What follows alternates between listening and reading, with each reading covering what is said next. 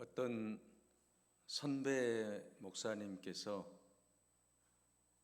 목사님들이 꼭 나와야 될 대학이 있는데 그 대학은 믿음의 선배들이 다녔던 멸시천대 대학입니다 라고 말을 하는 것이었습니다. 제가 부목사로 사역할 때에 존경하는 노 장로님께서 저에게 이런 말씀을 하셨습니다. 목사님들은 좋은 대학을 나와야 됩니다. 여기서 제가 말하는 좋은 대학은 학부모들이 선호하는 스카이 대학이 아니라 모든 사람을 사랑할 수 있는 사랑대학을 나와야 됩니다. 저는 이 두 분의 말씀을 들으면서 우리가 나와야 될 대학이 어떤 대학일까? 여러분, 이 시대의 목회자들뿐만 아니라 모든 성도들이 귀담아 들어야 되고 우리 모두가 함께 나와야 될 대학은 어떤 대학이겠습니까? 멸시천대대학, 사랑대학이라고 하는 거예요. 왜 그렇습니까? 우리가 예수 그리스도를 기쁘시게 하기 위해서는 주님 안에 사는 사람들은 반드시 나와야 될 그 학교는 주님이 우리를 위해서 멸시천대를 받으셨기 때문에 나도 멸시천대를 받을 수 있는 각오가 되어 있어야 된다라고 하는 것입니다. 주님이 십자가에서 우리를 사랑했듯이 오늘 우리 모두도 내 이웃을 내 몸과 같이 사랑할 수 있는 그런 아름다운 학교를 나와야 된다라고 하는 거예요. 오늘 본문의 말씀이 바로 그런 말씀입니다. 오늘 본문의 말씀은 하나님의 뜻을 분별하라고 말씀하고 있습니다. 여러분, 우리가 하나님의 뜻을 분별하기 위해서는 어떻게 살아가야 되겠습니까? 하나님의 뜻이 과연 무엇입니까? 우리가 신앙생활 하면서 온전히 하나님의 뜻을 분별할 수 있습니까? 오늘 본문의 말씀을 보십시오. 본문의 말씀 로마서 12장 2절에 말씀합니다. 너희는 이 세대를 본받지 말고 오직 마음을 새롭게 함으로 변화를 받아 하나님의 선하시고 기뻐하시고 온전하신 뜻이 무엇인지 분별하라고 말씀하고 있지 않습니까? 여러분, 이 세대를 본받지 말라는 거예요. 하나님의 뜻을 분별하기 위해서는 이 세대를 본받지 말라. 왜 그렇습니까? 여러분, 바울이 살던 시대는 어떤 시대입니까? 유대인들의 종말론이나 또는 로마 사회의 문화에 대해서 말할 수 있습니다. 사도 바울이 살던 그 시대는 여러분 악한 시대였다라고 하는 것이죠. 선한 시대가 아니었다라고 하는 것입니다. 다시 말하면 하나님의 뜻대로 살지 못하는 유대인들과 로마인들을 향해서 지금 우리가 어떻게 그리스도인들이 살아가야 될 것인가에 대해서 구체적으로 말씀하고 있다라고 하는 것입니다. 이 세대를 본받지 말라라고 하는 말씀은 바로 여러분 이 악한 세상 속에서 악한 세상을 본받지 말라라고 하는 것이죠. 이 악한 세상 속에서 우리는 오직 예수 그리스도의 십자가만을 바라봐야 된다라고 하는 겁니다. 예수님만을 바라봐야 된다라고 하는 것입니다. 사탄의 문화에 요동하지 말라라고 하는 것입니다. 여러분, 오늘날의 문화가 얼마나 변질되어 있습니까? 인터넷을 봤더니 성인 중 여러분 3명이 마약에 중독이 되어 있고요. 청소년 2명이 이 마약과 관련이 되어 있다라고 하는 그런 보도를 봤습니다. 이 세상 문화가 여러분 어떻게 지금 흘러가는지 몰라요. 이 모든 잘못된 세상의 문화, 악한 세상의 문화, 이 세대의 문화들을 본받지 말라라고 말씀하고 있습니다. 이 세상의 문화를 본받지 않고 우리가 이 세대를 바르게 살아가기 위해서는 오직 예수 그리스도의 십자가를 바라보며 나아갈 수 있어야 된다라고 하는 것입니다. 그리고 내 자신을 철저하게 비우고 회개하면서 온유하고 겸손한 섬김의 삶을 살아갈 때 우리는 이 세대를 본받지 않고 오직 주님만을 바라보며 나아갈 수 있는 것입니다. 사랑하는 여러분, 오늘 본문에서 하나님의 뜻을 분별하자라고 말씀하고 있습니다. 이 세대를 우리가 본받지 않기 위해서는 어떻게 해야 되겠습니까? 마음을 새롭게 함으로 변화를 받아야 된다라고 말씀하고 있습니다. 마음을 새롭게 함으로 변화를 받으라고 말씀하고 있습니다. 한때 여러분, 사형 선고를 받고 죽음을 기다리던 러시아의 작가인 도스토옙스키는 어느 부인으로부터 전해받은 신약 성경을 통해서 하나님의 음성을 듣게 되고 예수 그리스도를 영접하고 예수 그리스도를 만나게 됩니다. 그 이후에 그는 세계적인 작가가 되고 하나님의 놀라운 은혜 가운데 살아가면서 이런 신앙을 고백했습니다. 나는 일평생 이제는 그리스도와 함께 살고 싶습니다. 예수와 함께 사는 것이 나의 가장 유일한 낙입니다. 오직 예수 그리스도만을 바라보며 살겠습니다. 이처럼 그는 하나님의 음성을 듣고 그분을 만나고 영혼의 눈을 뜨게 되고 그리고 그의 삶에 변화가 일어났다라고 하는 것입니다. 그런데 여러분, 변화에는 긍정적인 변화와 부정적인 변화가 있습니다. 성경을 보면 부정적인 변화를 통해서 부정적인 삶을 살고 많은 사람들에게 유익이 되지 못하는 사람들이 있는가 하면 또 긍정적인 변화를 통해서 수많은 사람들에게 유익을 주는 사람이 있음을 보게 됩니다. 부정적인 변화는 어떤 사람입니까? 우리가 잘 아는 사울 왕이나 아합 왕이나 우시야 왕은 처음에는 하나님의 뜻대로 살면서 복을 받았지만 나중에는 그들이 교만해짐으로 말미암아서 패망하고 또 하나님의 뜻대로 살지 못함으로 말미암아서 많은 사람들에게 조롱거리가 되는 인생을 살 수밖에 없었다라고 하는 것입니다. 그러므로 여러분, 오늘 우리는 선한 변화를 추구해야 될 줄로 믿습니다. 하나님이 기뻐하시는 변화된 삶을 살아야 될 줄로 믿습니다. 우리가 잘 아는 사도 바울은 다메섹 도상에서 예수님을 만납니다. 나를 위해 십자가에 달려 죽으시고 3일 만에 부활하신 그 예수 그리스도를 만나고 난 이후에 그는 그의 모든 인생을 이제는 예수 그리스도를 위해 살겠습니다. 복음을 위해 살겠습니다. 나를 살려주신 예수 그리스도 그분만을 위해 내 인생을 바치겠습니다. 그렇게 변화되는 것을 볼 수가 있습니다. 사기꾼 야곱은 하나님을 만나고 이스라엘로 변화되지 않았습니까? 갈릴리 어부 시몬은 반석인 베드로로 변했다라고 하는 것입니다. 12의 혈루증으로 고생하던 여인이 예수님을 만나 순간의 병고침을 받고 완전히 변화되어 새 사람이 되었던 것을 볼 수가 있습니다. 예수님을 만나고 긍정적인 변화를 가져오고 주님만을 위해 살아가는 아름다운 인생들이 되었다라고 하는 것입니다. 그래서 오늘 우리들도 이제 아름다운 변화를 시도해야 된다라고 하는 것입니다.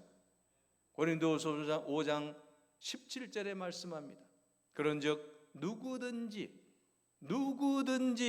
그리스도 안에 있으면 새로운 피조물이라. 누구 안에 있어야 된다고요? 예수 그리스도 안에 있으면. 예수 그리스도 안에 있으면 새로운 피조물이라. 이전 것은 지나갔으니 보라 새 것이 되었도다 라고 말씀하고 있지 않습니까? 우리가 예수 그리스도 안에 있으면 우리는 새로운 피조물로 변화되어야 될 줄로 믿습니다. 하나님의 뜻을 온전히 분별하기 위해서는 우리가 예수 그리스도 안에서 변화를 시도해야 됩니다. 새로운 피조물이 되어야 됩니다. 그럴 때 우리는 새 것이 되는 것입니다. 변화를 받기 위해서 우리가 다녀야 될 대학이 또 하나 있는데 그 대학은 기도대학이에요. 요즘 다니엘 기도회가 시작이 되었어요.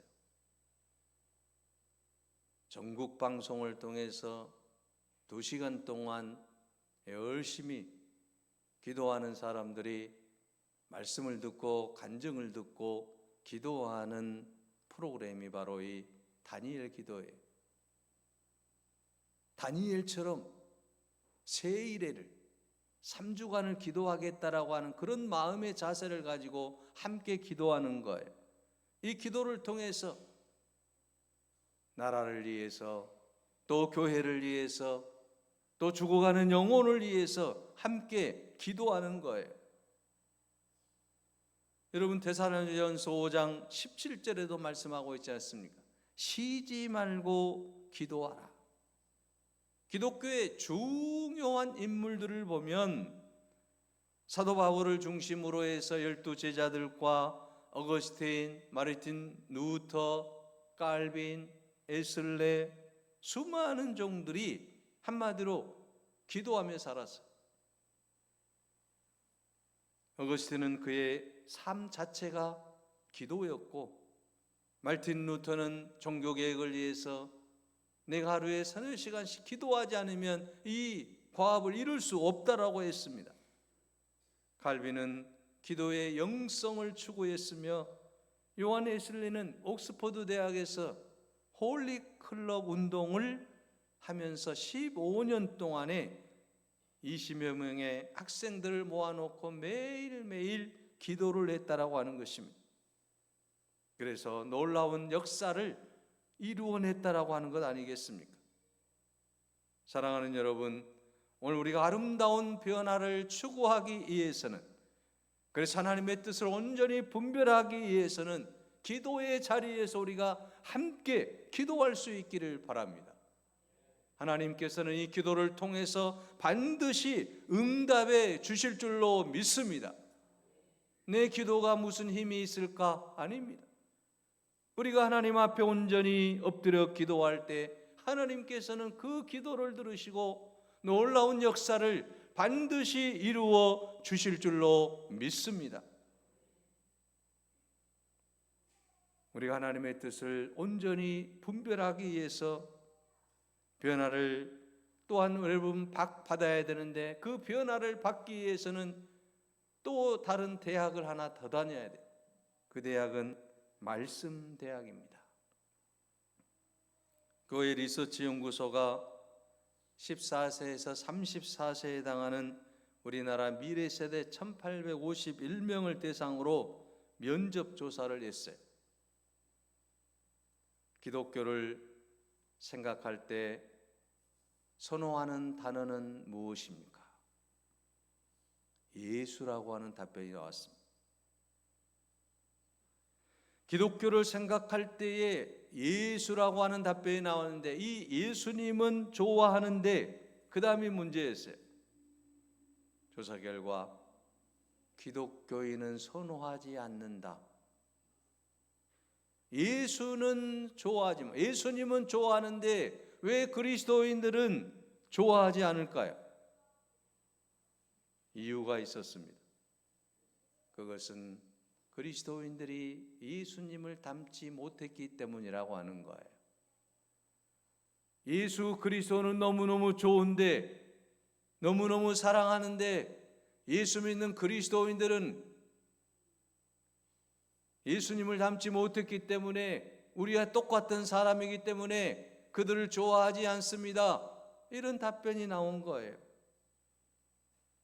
오늘 우리는 귀담아 들어야 될 말씀이라고 생각이 됩니다. 예수 없는 예수 교회라는 책을 쓴 분이 있어요. 한한상 박사입니다.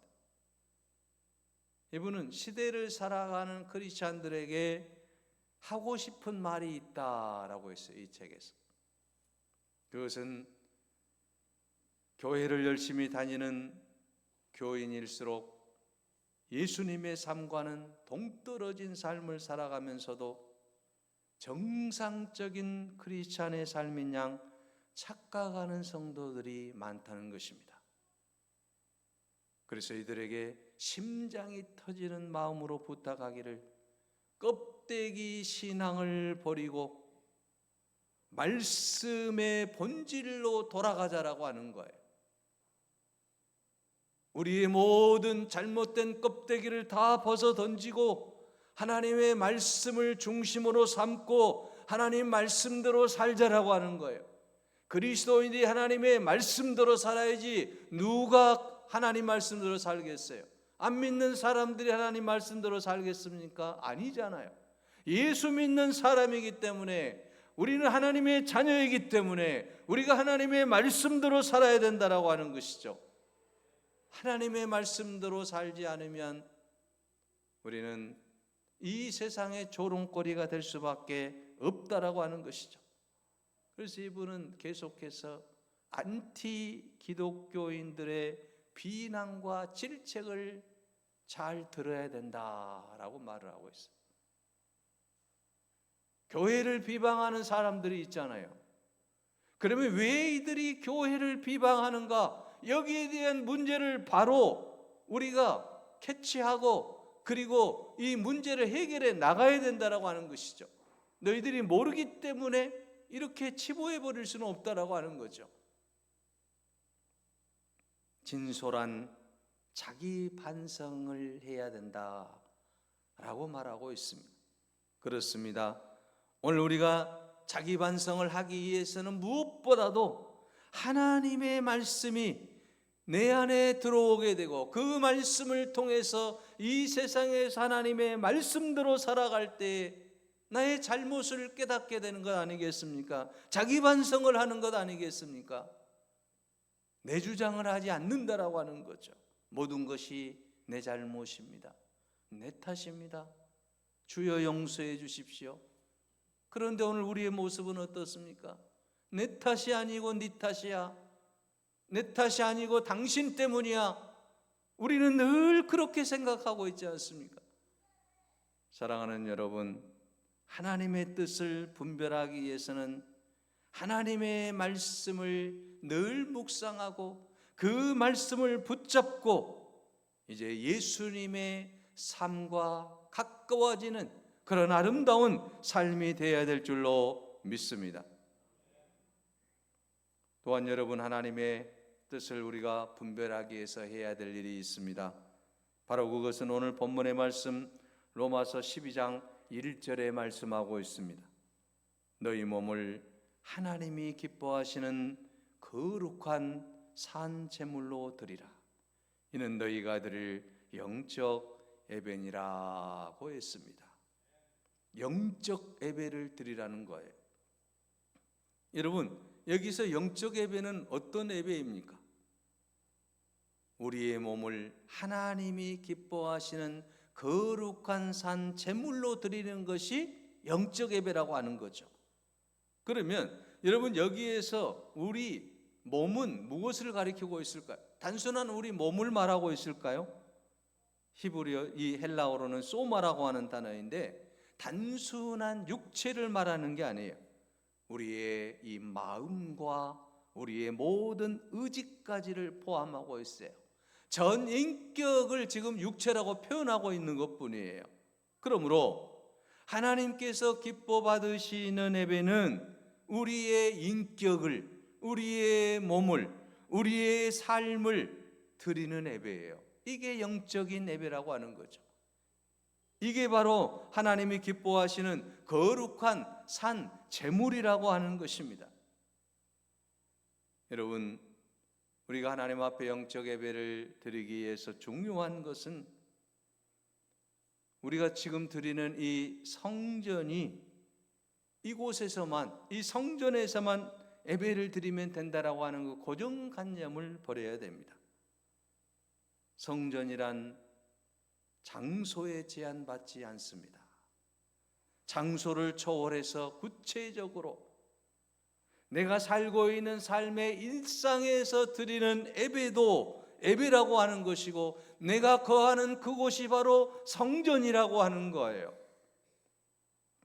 그래서 우리는 나의 모든 삶의 일상 속에서 드려지는 그 모든 예배가 영적 예배가 되게 해야 된다라고 하는 것입니다. 그러기 위해서는 나 자신의 것을 포기하고 우리 자신의 전부를 하나님께 드리는 그러한 예배를 드릴 때에 비로소 영적 예배에 이르게 되는 것입니다. 그러므로 여러분, 주일 한 번 성전에서 예배 드리는 것으로 나는 하나님께 예배 드렸습니다, 나는 거룩한 예배자입니다, 이게 아니라고 하는 것이죠. 이곳에서 예배를 드리는 우리 모두는 세상 속에서 일상에서 다시 예배를 드리는 거예요. 하나님 앞에 거룩한 제물로 하나님 앞에 드려지는 거죠.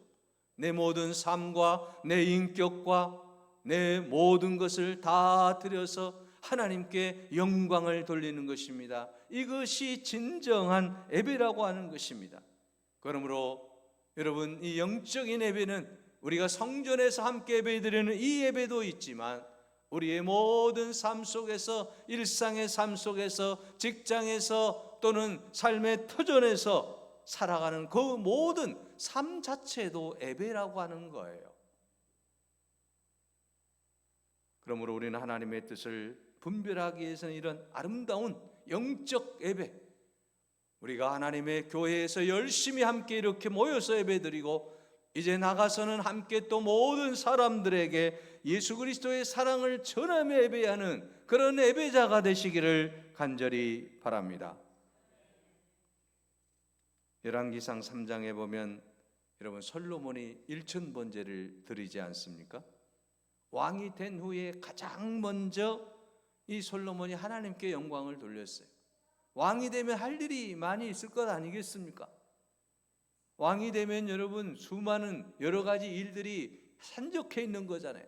그런데 이 솔로몬은 가장 먼저 자기가 왕이 되고 난 이후에 하나님 앞에 예배를 드린 거 아니겠어요?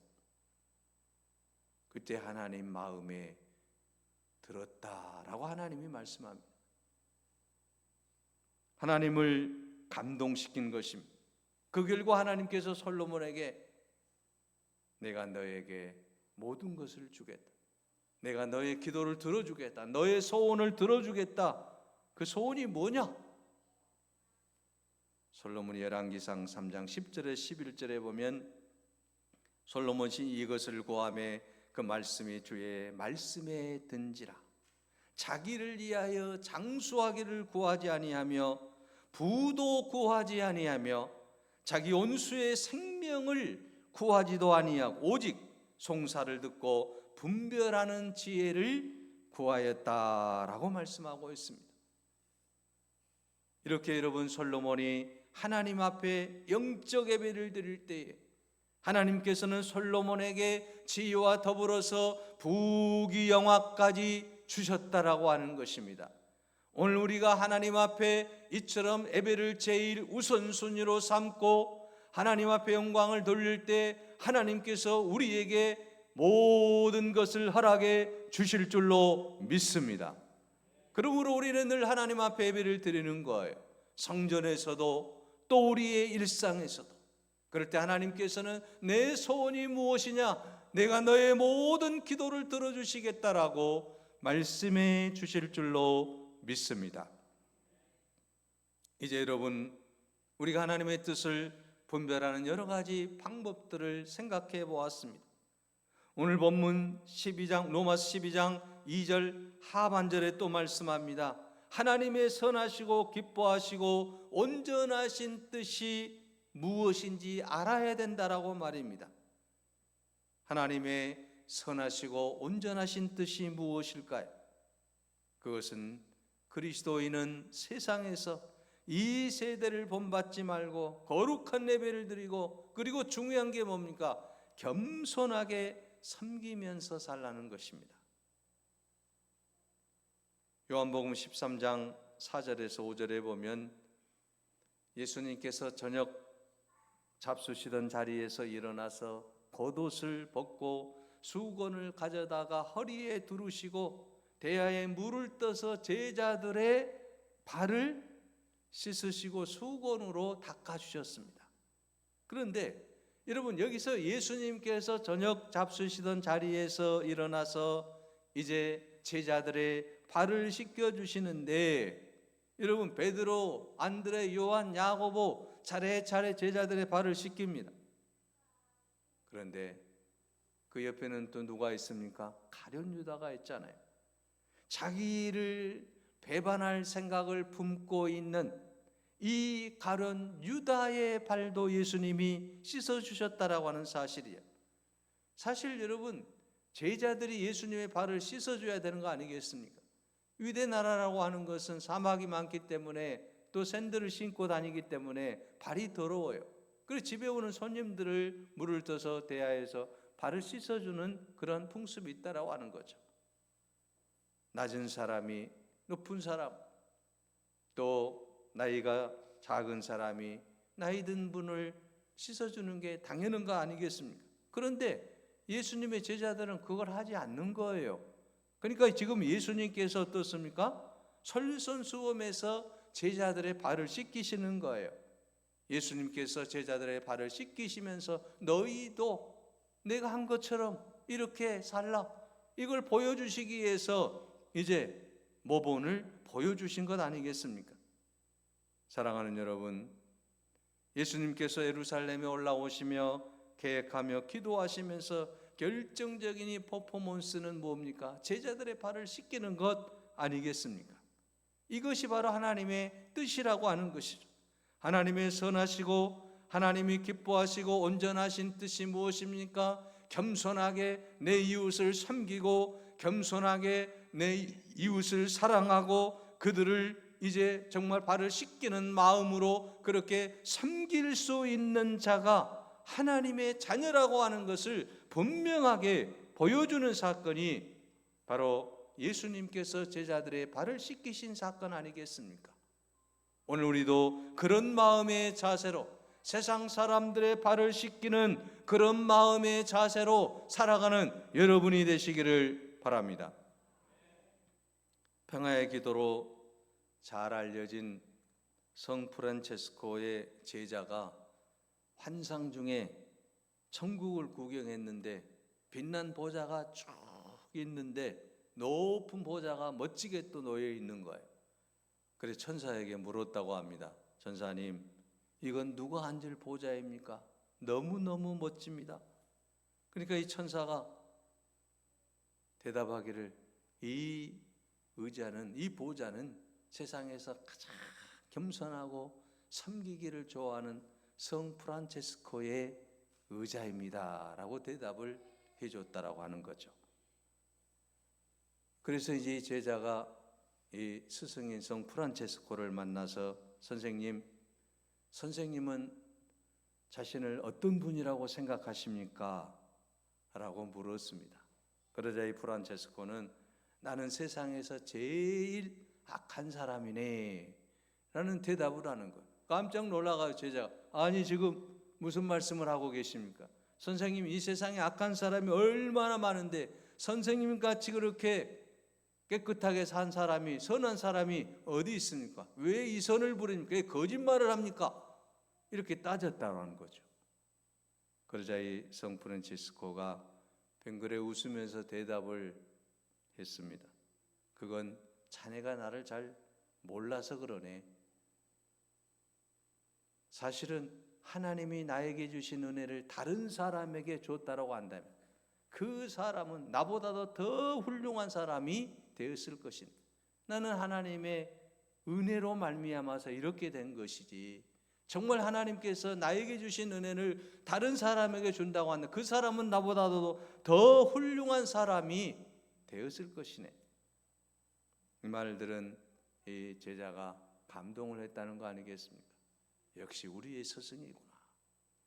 사랑하는 여러분, 하나님의 뜻을 분별하기 위해서는 이처럼 겸손해야 된다라고 하는 것이죠. 예수님이 제자들의 발을 씻기셨던 것처럼 그런 겸손한 마음을 가지고 우리가 이웃에게 나아갈 때 놀라운 역사가 일어나게 될 줄로 믿습니다. 여러분, 하나님의 뜻을 분별하기 위해서 어떻게 해야 되겠습니까? 겸손해야 됩니다. 이 세대를 본받지 말아야 됩니다. 기도하고 말씀 안에 살아야 됩니다. 이름뿐인 그리스도인이 아니라 하나님이 기뻐하시는 그리스도인으로 변화가 되어서 하나님의 뜻을 분별하는 그런 아름다운 삶을 살아야 될 줄로 믿습니다. 이제 우리 모두 하나님의 뜻을 온전히 분별함으로 말미암아 하나님이 기뻐하시는 하나님의 사람으로 우뚝 서시기를 간절히 바랍니다. 기도하겠습니다. 은혜로우신 아버지 하나님,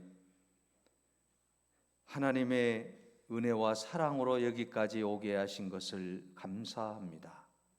아버지 하나님, 우리는 하나님의 뜻을 온전히 분별하지 못하고 살 때가 많이 있습니다.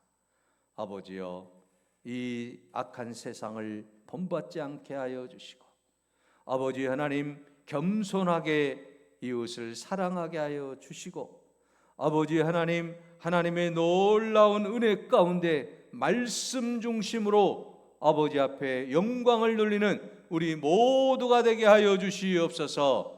날마다 거룩한 예배자로 아버지 하나님, 우리의 예배가 우리의 일상에서도 살아나는 예배가 되게 하여 주시옵소서. 예수 그리스도의 이름으로 기도하옵나이다. 아멘. 420장 찬양하겠습니다.